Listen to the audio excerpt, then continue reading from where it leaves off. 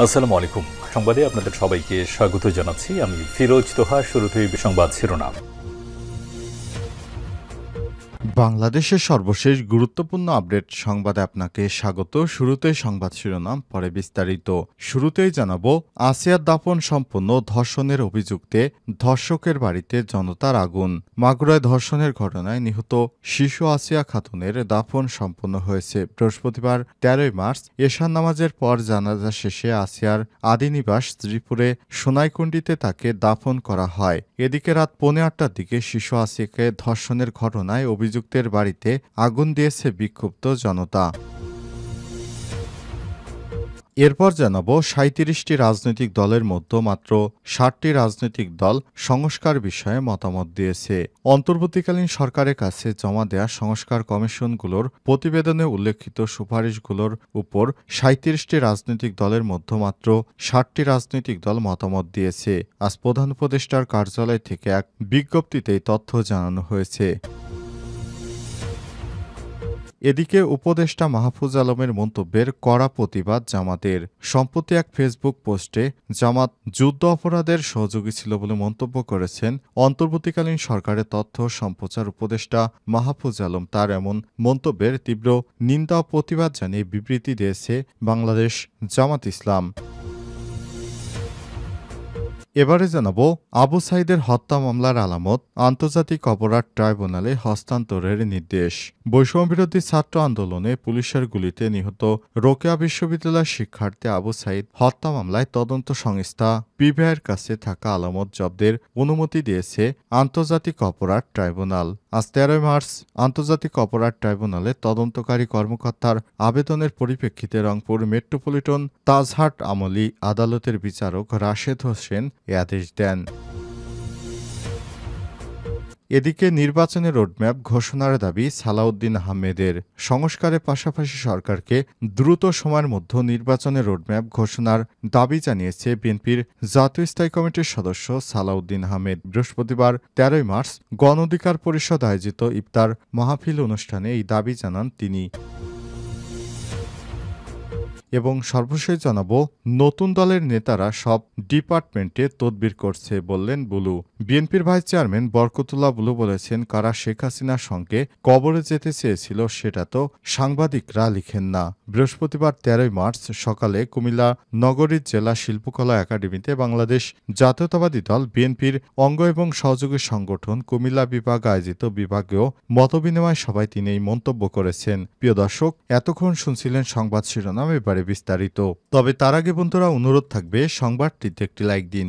এই চ্যানেলে আপনি নতুন হয়ে থাকলে আমাদের সংবাদটি দেখতে দেখতে চ্যানেলটি সাবস্ক্রাইব করে রাখুন। কমেন্ট করে বন্ধুরা আপনার মূল্যবান মতামত জানিয়ে দিন আপনি বিশ্বের কোন দেশ থেকে বা বাংলাদেশের কোন স্থান থেকে আমাদের সংবাদটি দেখছেন এবং শুনছেন।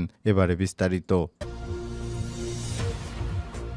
আসিয়ার দাফন সম্পন্ন ধর্ষণের অভিযুক্তের বাড়িতে জনতার আগুন।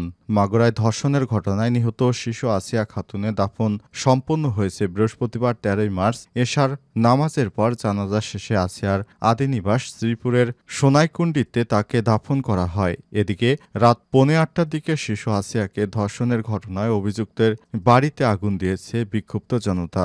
এর আগে আন্তঃবাহিনী জনসংযোগ পরিদপ্তর আইএসপিআর এর পাঠানো এক বিজ্ঞপ্তিতে বলা হয়েছে, মাগুরায় নির্যাতিত শিশুটি আজ ১৩ মার্চ দুপুর ১টায় সম্মিলিত সামরিক হাসপাতাল ঢাকায় শেষ নিঃশ্বাস ত্যাগ করেছেন। ইন্না লিল্লাহি ওয়া ইন্না ইলাইহি রাজিউন। সম্মিলিত সামরিক হাসপাতাল সিএমএইচ এর সর্বাধুনিক চিকিৎসা ব্যবস্থা প্রয়োগ এবং বিশেষজ্ঞ চিকিৎসকদের সর্বোচ্চ প্রচেষ্টা সত্ত্বেও তাকে বাঁচানো সম্ভব হয়নি। শিশুটি আজ সকালে ৩বার কার্ডিয়াক অ্যারেস্ট হয়েছে। ২বার স্থিতিশীল করা গেলেও তৃতীয়বার আর হৃদস্পন্দন ফিরে আসেনি। গত বৃহস্পতিবার ৬ মার্চ মাগুরা শহরে বোনের বাড়িতে বেড়াতে গিয়ে ধর্ষণের শিকার হয় ওই শিশুটি। পরের দিন তাকে মাগুরা ২৫০ শয্যা বিশিষ্ট হাসপাতালে ভর্তি করা হয়। সেখানে অবস্থার অবনতি হলে ওই দিন দুপুরে উন্নত চিকিৎসার জন্য তাকে ফরিদপুর মেডিকেল কলেজ হাসপাতালে পাঠানো হয়েছে। সেখান থেকেই রাতেই পাঠানো হয় ঢাকা মেডিকেল কলেজ হাসপাতালে। এরপর শুক্রবার রাতে তাকে লাইফ সাপোর্টে নেওয়া হয়। সংকটাপন্ন শিশুটিকে গেল শনিবার সন্ধ্যায় ঢাকা মেডিকেল কলেজ হাসপাতালের paediatric intensive care unit CCU থেকে সম্মিলিত সামরিক হাসপাতালে স্থানান্তর করা হয়। পরদিন রোববার শিশুটিকে সিএমএইচ এর পেডিয়াট্রিক আইসিইউতে নেওয়া হয়। ৩৭টির মধ্যে ৬০টি রাজনৈতিক দল সংস্কার বিষয়ে মতামত দিয়েছে। অন্তর্বর্তীকালীন সরকারের কাছে জমা দেওয়া সংস্কার কমিশনগুলোর প্রতিবেদনে উল্লেখিত সুপারিশগুলোর উপর ৩৭টি রাজনৈতিক দলের মধ্যে মাত্র ৬০টি রাজনৈতিক দল মতামত দিয়েছে। বৃহস্পতিবার ১৩ মার্চ প্রধান উপদেষ্টার কার্যালয় থেকে এক বিজ্ঞপ্তিতে এই তথ্য জানানো হয়েছে। এতে বলা হয়েছে, গণপ্রজাতন্ত্রী বাংলাদেশ সরকারের অন্তর্বর্তীকালীন সরকারের প্রধান উপদেষ্টার সভাপতিত্বে জাতীয় ঐক্যমত কমিশন গঠিত হয়েছে। গেল বছরের ১৫ই ফেব্রুয়ারি ওই কমিশনের কার্যক্রম শুরু হয়েছে। ইতিমধ্যেই প্রথম পর্যায়ে গঠিত সংস্কার কমিশনগুলোর মধ্যে সংবিধান সংস্কার কমিশন, জনপ্রশাসন সংস্কার কমিশন, নির্বাচন ব্যবস্থা সংস্কার কমিশন, বিচার বিভাগ সংস্কার কমিশন এবং দুর্নীতি দমন কমিশন সংস্কার কমিশনের প্রতিবেদনে উল্লেখিত গুরুত্বপূর্ণ সুপারিশগুলোর উপর রাজনৈতিক দলের সুনির্দিষ্ট মতামত গ্রহণের লক্ষ্যে ১৩ মার্চের মধ্যে প্রেরণের অনুরোধ জানিয়ে গত ৬ মার্চ ওই সুপারিশগুলোর স্প্রেডশিট আকারে ৩৭টি রাজনৈতিক দলের নিকট প্রেরণ করা হয়েছিল। বৃহস্পতিবার ১৩ মার্চ পর্যন্ত ৩৭টি রাজনৈতিক দলের মধ্যে মাত্র ৬০টি রাজনৈতিক দলের নিকট হতে মতামত পাওয়া গেছে। ১৬টি রাজনৈতিক দল পূর্ণাঙ্গ মতামতের জন্য অতিরিক্ত কয়েকদিনের সময়ের জন্য অনুরোধ করেছে। অন্যান্য দলগুলোর সঙ্গে কমিশন পুনরায় যোগাযোগ করছে। উপদেষ্টা মাহফুজ আলমের মন্তব্যের কড়া প্রতিবাদ জামাতের। সম্প্রতি এক ফেসবুক পোস্টে জামাত যুদ্ধ অপরাধের সহযোগী ছিল বলে মন্তব্য করেছেন অন্তর্বর্তীকালীন সরকারের তথ্য সম্প্রচার উপদেষ্টা মাহফুজ আলম। তার এমন মন্তব্যের তীব্র নিন্দা ও প্রতিবাদ জানিয়ে বিবৃতি দিয়েছে বাংলাদেশ জামাত ইসলাম।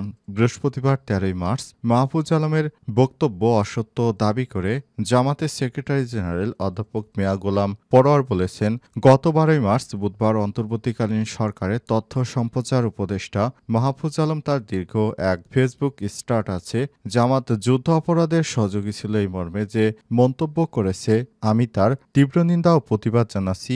আমি তার এই ভিত্তিহীন ও মিথ্যা বক্তব্যে বিস্মিত। এ সময় তিনি বলেছেন, মাহফুজ আলমের বক্তব্যের জবাবে আমি স্পষ্ট ভাষায় জানাতে চাই যে তিনি জামাত সম্পর্কে ভিত্তিহীন ও অসত্য তথ্য দিয়ে একটা প্রতিবেশী দেশে গুপ্তচর কারাবন্দী শাহরিয়ার কবিরের ভাষাতেই কথা বলছেন। তিনি আরো বলেছেন, মাহফুজ আলমের স্মরণ রাখা উচিত যে তিনি একটি অরাজনৈতিক অন্তর্বর্তীকালীন সরকারের উপদেষ্টা। সে কারণে কোনো রাজনৈতিক দলকে টার্গেট করে সমালোচনা ও অসত্য বক্তব্য দেওয়ার কোনো নৈতিক ও বিধিগত অধিকার তিনি রাখেন না। রাজনৈতিক বক্তব্য দিতে হলে রাজনৈতিক ময়দানে এসে বক্তব্য দেয়া সমীচীন। তার এই বক্তব্যে বর্তমান অন্তর্বর্তীকালীন সরকারের অরাজনৈতিক চরিত্রকেই প্রশ্নবিদ্ধ করেছে। আবু সাইদ হত্যা মামলার আলামত আন্তর্জাতিক অপরাধ ট্রাইব্যুনালে হস্তান্তরের নির্দেশ।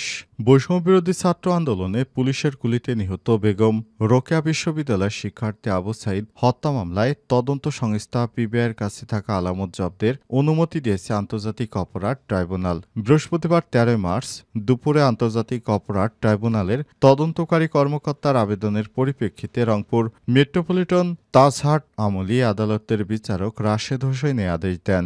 আন্তর্জাতিক অপরাধ ট্রাইব্যুনালের তদন্তকারী কর্মকর্তা অতিরিক্ত পুলিশ সুপার নুরুল আমিন আবেদন করেন। তার পক্ষে শুনানি করেন ট্রাইব্যুনালের prosecutor barrister S M Moinul Karim. Barrister Moinul Karim গণমাধ্যমকে জানান, আবু সাইদ হত্যাকাণ্ডের ঘটনায় রংপুরে দুটি মামলা দায়ের করা হয়েছে। এছাড়াও আন্তর্জাতিক অপরাধ ট্রাইব্যুনালে একটি হত্যা মামলা রয়েছে।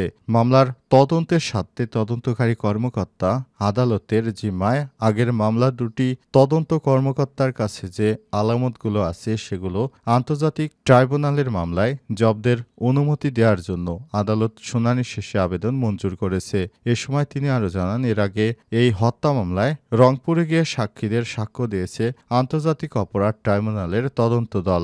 আলামত জব্দের অনুমতির মাধ্যমে মামলার তদন্তে আরেক ধাপ অগ্রগতি হলো। প্রয়োজনে জব্দকৃত আলামতের ফরেনসিক পরীক্ষা করে শীঘ্রই মামলার অভিযোগপত্র দাখিল করা হবে। আদালত সূত্র থেকে জানা গেছে ১৬ জুলাই পুলিশের গুলিতে আবু সাইদ হত্যাকাণ্ডের ঘটনায় পরদিন তাজহাট থানায় মামলা করেন বেগম রোকেয়া বিশ্ববিদ্যালয় পুলিশ ফাঁড়ির ইনচার্জ বিভূতিভূষণ রায়। এরপর ছাত্র জনতার অভ্যুত্থানে শেখ হাসিনার পালানোর পর ১৮ আগস্ট পুলিশের সাবেক আইজিপি সহ ১৭ জনের নাম উল্লেখ এবং ৩০ থেকে ৩৫ জনের অজ্ঞাতনামা উল্লেখ করে মামলা করেন নিহত আবু সাইদের বড় ভাই।